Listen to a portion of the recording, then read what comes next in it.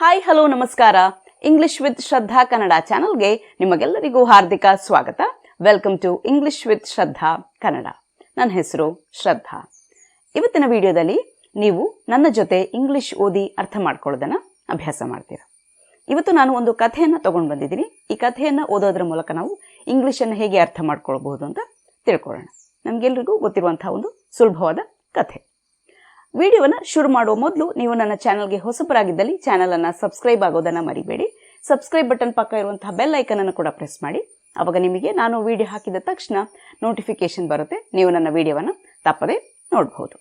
ನಿಮಗೆ ಈ ರೀತಿಯ ವಿಡಿಯೋಸ್ ಇಷ್ಟವಾಗೋದಾದರೆ ವಿಡಿಯೋಕ್ಕೆ ಒಂದು ಲೈಕ್ ಕೊಡಿ. ನಿಮ್ಮ ಫ್ರೆಂಡ್ಸ್ ಮತ್ತು ಫ್ಯಾಮಿಲಿಯಲ್ಲಿ ಯಾರ್ಯಾರಿಗೆ ಹೆಲ್ಪ್ ಆಗುತ್ತೆ ಅವರೆಲ್ಲರ ಜೊತೆ ವಿಡಿಯೋವನ್ನು ಶೇರ್ ಮಾಡಿ. ಬನ್ನಿ ಹಾಗಾದರೆ ವಿಡಿಯೋವನ್ನು ಶುರು ಮಾಡೋಣ. ಮೊದಲಿಗೆ ನಾನು ಕಥೆಯನ್ನು ಓದ್ತೀನಿ, ಗಮನವಿಟ್ಟು ಕೇಳಿಸ್ಕೊಳ್ಳಿ. Once there was an old farmer in a village. He had 3 sons. They always quarreled with each other.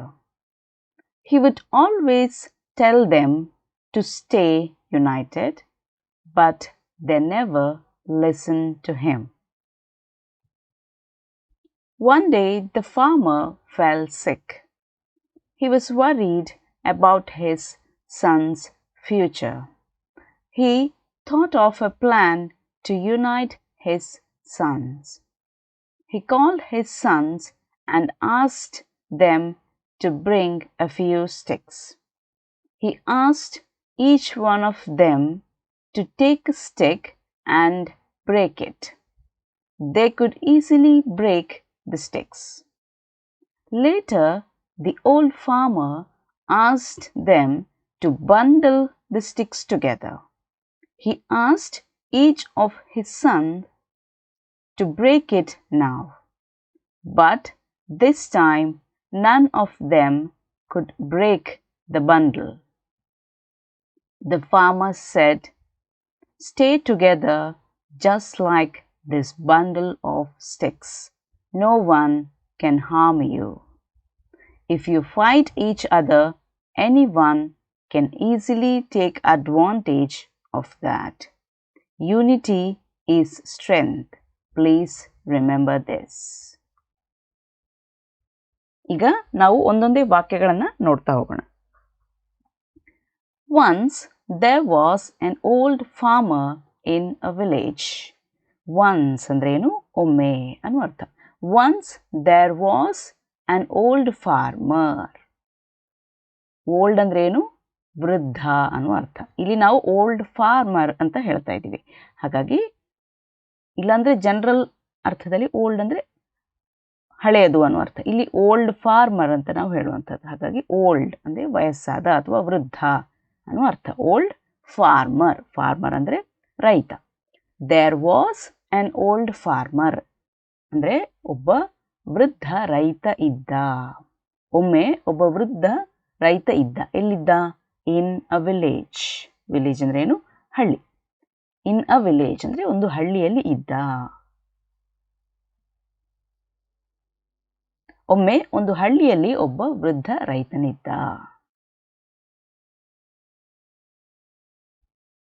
He had 3 sons. They always quarreled with each other. He had 3 sons. ಏನು ಹಾಗಂದ್ರೆ ಅವನಿಗೆ 3 ಜನ ಮಕ್ಕಳಿದ್ರು. 3 ಅಂದ್ರೆ 3. ಸನ್ಸ್ ಅಂದ್ರೆ ಏನು? ಮಕ್ಕಳು, ಗಂಡು ಮಕ್ಕಳು. ಸನ್ ಅಂದ್ರೆ ಮಗ, ಸನ್ಸ್ ಅಂದ್ರೆ ಮಕ್ಕಳು, ಗಂಡು ಮಕ್ಕಳು ಅನ್ನೋ ಅರ್ಥ.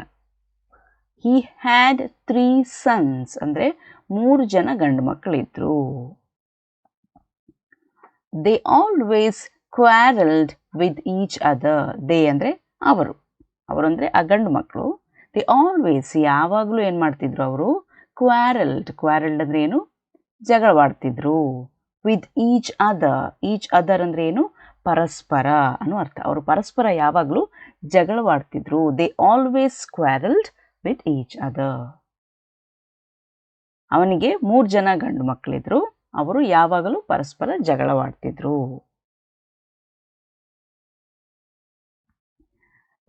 He would always tell them to stay united, but they never listened to him. He would always tell them. Always ಅಂದರೆ ನಾವು ನೋಡಿದ್ವಿ ಯಾವಾಗಲೂ ಅನ್ನೋ ಅರ್ಥ. ಟೆಲ್ ಅಂದ್ರೇನು ಹೇಳೋದು. He would always tell them. ಅವರಿಗೆ ಯಾವಾಗಲೂ ಹೇಳ್ತಿದ್ದ ಅವನು. ಏನು ಹೇಳ್ತಿದ್ದ? To stay united. Stay united ಅಂದ್ರೇನು? ಒಗ್ಗಟ್ಟಿನಿಂದ ಇರೋದು. ಯುನಿಟಿ ಅಂದರೆ ಒಗ್ಗಟ್ಟು. ಸ್ಟೇ ಯುನೈಟೆಡ್ ಅಂದರೆ ಒಗ್ಗಟ್ಟಿನಿಂದ ಇರುವಂಥದ್ದು. ಯಾವಾಗಲೂ ಹೇಳ್ತಿದ್ದ ಒಗ್ಗಟ್ಟಿನಿಂದ ಇರಿ ಅಂತ ಹೇಳ್ತಿದ್ದ. ಬಟ್ ಆದರೆ ಅವ್ರೇನು ಮಾಡ್ತಿದ್ರು? ದೇ ನೆವರ್ ಅಂದರೆ ಯಾವತ್ತೂ ಇಲ್ಲ. They never listen to him. Listen ಅಂದ್ರೇನು? ಕೇಳುವಂಥದ್ದು. They never listen to him ಅಂದರೆ ಕೇಳ್ತಾನೆ ಇರಲಿಲ್ಲ. To him, listen to him ಅಂದರೆ ಅವನು ಹೇಳಿದ್ದನ್ನು ಕೇಳುವಂಥದ್ದು. ನೆವರ್ ಲಿಸನ್ ಟು ಹಿಮ್ ಅಂದರೆ ಕೇಳ್ತಾನೆ ಇರಲಿಲ್ಲ. ಅವನು ಯಾವಾಗಲೂ ಅವರಿಗೆ ಒಗ್ಗಟ್ಟಿನಿಂದಲೂ ಹೇಳ್ತಿದ್ದ. ಆದರೆ ಅವರು ಅವನ ಮಾತನ್ನು ಕೇಳಲಿಲ್ಲ. One day the farmer fell sick.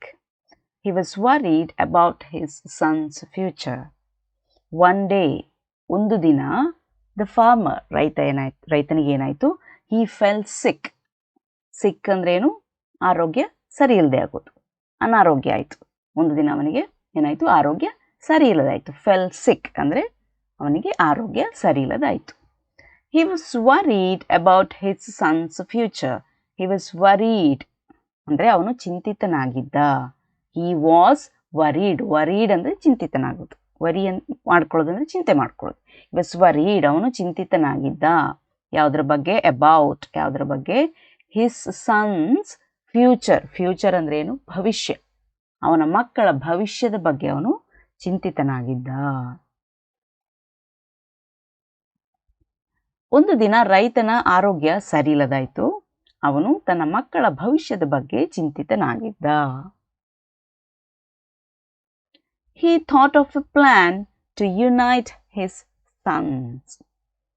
He thought ಅಂದರೆ ಒಂದು ಯೋಚನೆ ಮಾಡುವಂಥದ್ದು. ಥಾಟ್ ಆಫ್ ಎ ಪ್ಲಾನ್ ಅಂದರೆ ಯೋಚನೆ. ಒಂದು ಯೋಚನೆ ಮಾಡ್ದ ಅವನು, ಒಂದು ಯೋಜನೆಯನ್ನು ಮಾಡ್ದ. To unite his sons. Unite ಅಂದ್ರೆ ಏನು? ಒಟ್ಟುಗೂಡಿಸೋದು. ತನ್ನ ಮಕ್ಕಳನ್ನು ಒಟ್ಟುಗೂಡಿಸೋದಕ್ಕೆ ಅವನು ಒಂದು ಯೋಜನೆಯನ್ನು ಮಾಡ್ದ. ಅವನು ಅವರನ್ನು ಒಟ್ಟುಗೂಡಿಸಲು ಒಂದು ಯೋಜನೆ ಮಾಡಿದ. He called his sons and asked them to bring a few sticks. He called his sons. Called ಅಂದ್ರೇನು? ಕರೆದ, ಬನ್ನಿ ಅಂತ ಕರೆದ. ಒಂದು ಕಾಲ್ ಅಂದರೆ ನಾವು ಫೋನ್ನಲ್ಲಿ ಮಾತನಾಡುವಂಥದ್ದು. ಇದು ಆ ರೀತಿಯ ಕಾಲ್ ಅಲ್ಲ, ಇದು ಇಲ್ಲಿ ಬಾ ಅಂತ ಕರೆಯೋದು. He called his sons. ಅಂದರೆ ತನ್ನ ಮಕ್ಕಳನ್ನು ಅವನು ಕರೆದ. Asked them, ಅವ್ರ ಹತ್ರ ಹೇಳ್ದ. ಏನು ಹೇಳ್ದ? ಟು ಬ್ರಿಂಗ್ ಅಂದ್ರೇನು? ತಗೊಂಡು ಬರೋದು. ಬ್ರಿಂಗ್ ಅ ಫ್ಯೂ ಸ್ಟಿಕ್ಸ್ ಅಂದ್ರೇನು?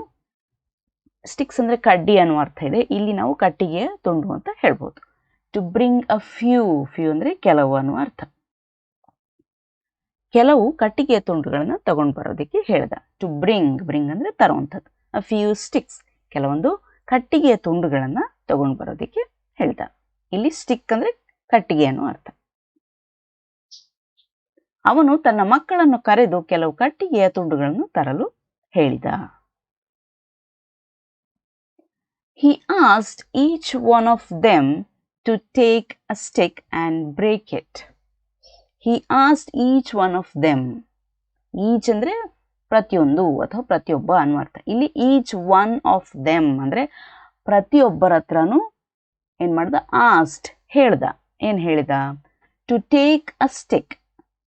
ಟೇಕ್ ಅಂದ್ರೇನು? ತಗೊಳ್ಳೋದು. ಒಂದು ಸ್ಟಿಕ್ ಅನ್ನ ತಗೊಳ್ಳೋದಿಕ್ಕೆ ಹೇಳ್ದ, ಒಂದು ಕಟ್ಟಿಗೆಯ ತುಂಡನ್ನು ತಗೊಳ್ಳೋದಿಕ್ಕೆ ಹೇಳ್ದ. ನಂತರ ಏನು ಹೇಳ್ದ?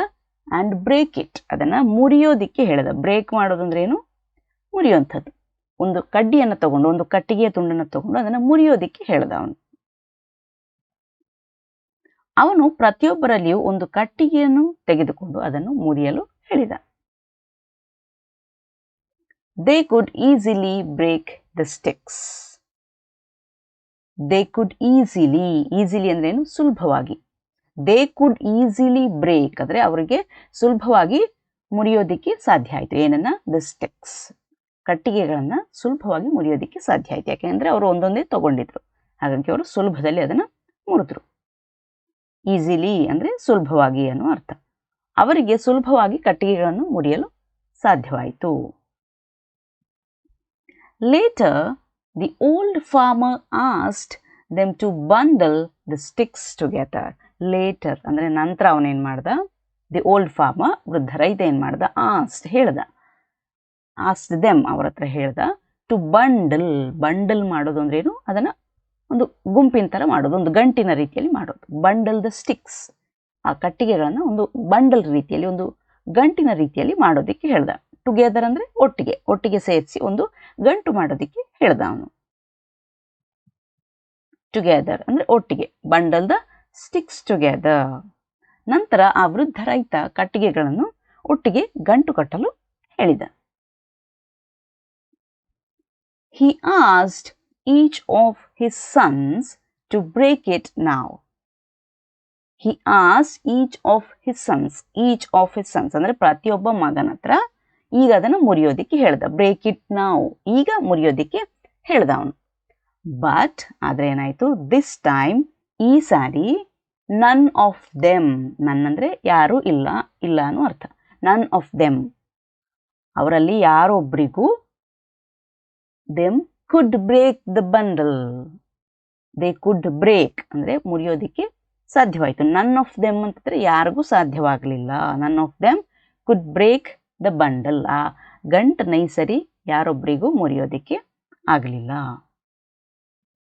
ಈಚ್ ಅಂದರೆ ಪ್ರತಿಯೊಂದು ಅಥವಾ ಪ್ರತಿಯೊಬ್ಬ ಅನ್ನೋ ಅರ್ಥ. ನನ್ನಂದರೆ ಯಾರೂ ಇಲ್ಲ. ತನ್ನ ಪ್ರತಿಯೊಬ್ಬ ಮಗನ ಹತ್ರ ಅದನ್ನು ಮುರಿಯಲು ಹೇಳಿದ.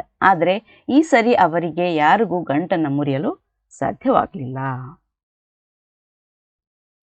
The farmer said, "Stay together just like this bundle of sticks." The farmer said, said ಅಂದ್ರೇನು? ಹೇಳಿದ ಅಂತ. The farmer said, ಹೇಳ್ದ. ಏನು? Stay together, stay together ಅಂದರೆ ಒಟ್ಟಿಗೆ ಇರಿ. Just like this bundle of sticks, just like this bundle of sticks, ಈ ಗಂಟಿನ ಥರ. ಬಂಡಲ್ ಆಫ್ ಸ್ಟಿಕ್ಸ್ ಅಂದರೆ ಕಟ್ಟಿಗೆ ಗಂಟು. ಜಸ್ಟ್ ಲೈಕ್ ದ್ಯಾಟ್ ಅಂದರೆ ಅದರ ಥರ, ಅದರ ರೀತಿಯಲ್ಲಿ ನೀವು ಒಟ್ಟಿಗೆ ಇರಿ. ಸ್ಟೇ ಟುಗೆದರ್, ಒಟ್ಟಾಗಿ ಇರಿ. No one can harm you. No one ಅಂದರೆ ಯಾರಿಗೂ ಸಾಧ್ಯ ಇಲ್ಲ, ಏನು ಮಾಡೋದಕ್ಕೆ ಸಾಧ್ಯ ಇಲ್ಲ? Harm you. ಹಾರ್ಮ್ ಅಂದ್ರೇನು? ತೊಂದರೆ ಕೊಡುವಂಥದ್ದು. ನೀವು ಒಟ್ಟಿಗೆ ಇದ್ದರೆ ನಿಮ್ಮನ್ನು ಯಾರೂ ತೊಂದರೆ ಮಾಡೋದಕ್ಕೆ ಸಾಧ್ಯ ಇಲ್ಲ. ಅದೇ if you fight each other, fight ಅಂದ್ರೇನು? ಜಗಳ ಮಾಡುವಂಥದ್ದು. If you fight each other, ನೀವು ಪರಸ್ಪರ ಜಗಳ ಆಡಿದರೆ, if you fight each other, anyone, anyone ಅಂದರೆ ಯಾರು ಬೇಕಾದರೂ, can easily take advantage of that. Anyone can easily, ಯಾರು ಬೇಕಾದರೂ ಸುಲಭವಾಗಿ ಏನು ಮಾಡ್ಬೋದು? Take advantage of that. Take advantage ಅಂದ್ರೇನು? ಲಾಭ ಪಡೆದುಕೊಳ್ಳುವಂಥದ್ದು. ಅಡ್ವಾಂಟೇಜ್ ಅಂದರೆ ಲಾಭ, ಟೇಕ್ ಅಡ್ವಾಂಟೇಜ್ ಅಂದರೆ ಲಾಭ ಪಡೆದುಕೊಳ್ಬಹುದು. ಹಾಗಾಗಿ ನೀವು ಪರಸ್ಪರ ಜಗಳ ಆಡಿದರೆ ಯಾರು ಬೇಕಾದರೂ ಸುಲಭದಲ್ಲಿ ಅದರ ಲಾಭವನ್ನು ಪಡ್ಕೊಳ್ಬಹುದು. Unity is strength. ಯೂನಿಟಿ ಅಂದ್ರೇನು? ಒಗ್ಗಟ್ಟು. ಸ್ಟ್ರೆಂತ್ ಅಂದ್ರೇನು? ಬಲ ಅಥವಾ ಶಕ್ತಿ. ಒಗ್ಗಟ್ಟಿನಲ್ಲಿ ಬಲ ಇದೆ. Unity is strength. Please remember this. Remember ಅಂದರೆ ನೆನಪಿನಲ್ಲಿ ಇಟ್ಕೊಳ್ಳೋದು. ಪ್ಲೀಸ್ ರಿಮೆಂಬರ್ ದಿಸ್, ದಯವಿಟ್ಟು ಇದನ್ನು ನೆನಪಿನಲ್ಲಿ ಇಟ್ಕೊಳ್ಳಿ.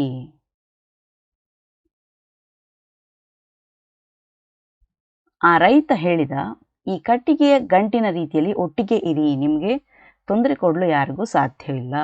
ನೀವು ಪರಸ್ಪರ ಜಗಳ ಆಡಿದರೆ ಯಾರು ಬೇಕಾದರೂ ಸುಲಭವಾಗಿ ಅದರ ಲಾಭ ಪಡೆದುಕೊಳ್ಬಹುದು. ಒಗ್ಗಟ್ಟಿನಲ್ಲಿ ಬಲವಿದೆ, ದಯವಿಟ್ಟು ಇದನ್ನು ನೆನಪಿನಲ್ಲಿ ಇಟ್ಕೊಳ್ಳಿ. ಇದಿಷ್ಟು ಕಥೆ ಆಯಿತು. ಈಗ ಕೆಲವೊಂದು ಪ್ರಶ್ನೆಗಳನ್ನು ನೋಡ್ರಿ. The story is about dash. ಈ ಸ್ಟೋರಿ ಯಾವುದರ ಬಗ್ಗೆ? The story is about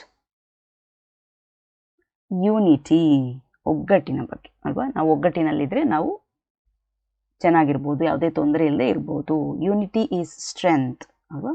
the story is about unity. The old farmer had dash sons, 3 or 4. Old farmer had dash sons. ವೃದ್ಧ ರೈತನಿಗೆ ಎಷ್ಟು ಜನ ಮಕ್ಕಳಿದ್ರು? 3 or 4, 3 4. Answer is 3. When the sticks were bundled together, they could easily break it. True or false? When the sticks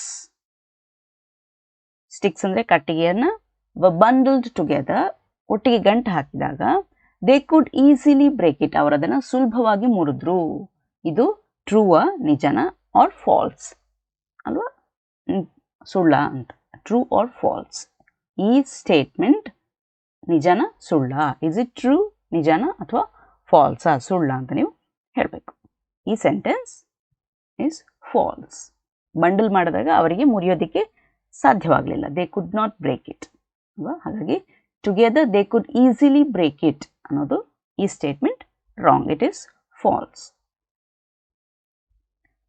ಇದಿಷ್ಟು ನೀವು ಇವತ್ತಿನ ವಿಡಿಯೋದಲ್ಲಿ ಕಲಿತಾ ಇರುವಂಥದ್ದು. ಇನ್ನೊಂದು ವಿಡಿಯೋದೊಂದಿಗೆ ನಿಮ್ಮನ್ನು ನಾನು ಭೇಟಿಯಾಗ್ತೇನೆ. ಅಲ್ಲಿಯವರೆಗೆ ಖುಷಿಯಾಗಿರಿ, ಸ್ಮೈಲ್ ಮಾಡ್ತಾ ಇರಿ, be happy, keep smiling. Bye.